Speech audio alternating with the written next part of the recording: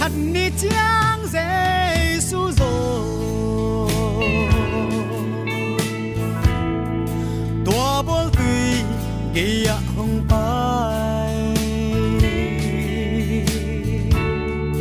Giêsu hậu bi chi na pa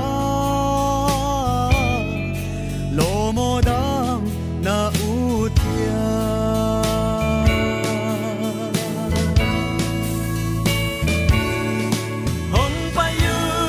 đam na bual tươi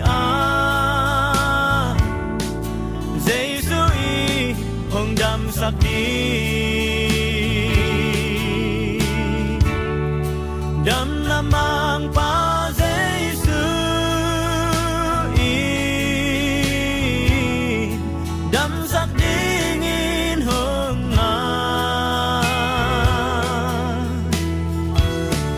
kha trên na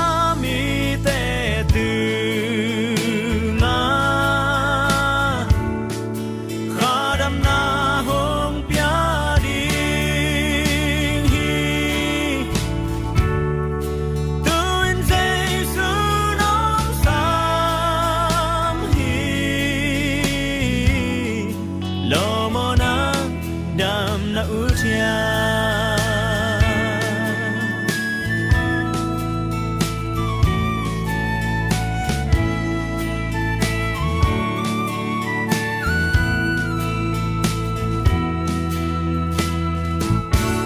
biết say đã buông tươi ghê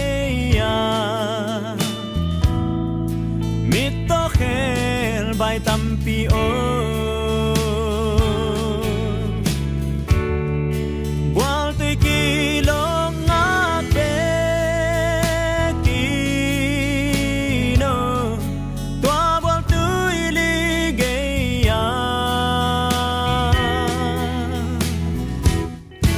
khăn ni chiang Giêsu rồi tua bol tùy kia hồng bay Giêsu hậu bi chi na pa lo mo dam na u thia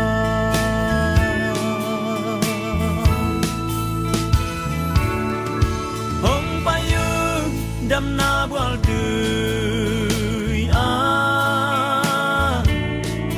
Giêsu y hồng đam sắc đi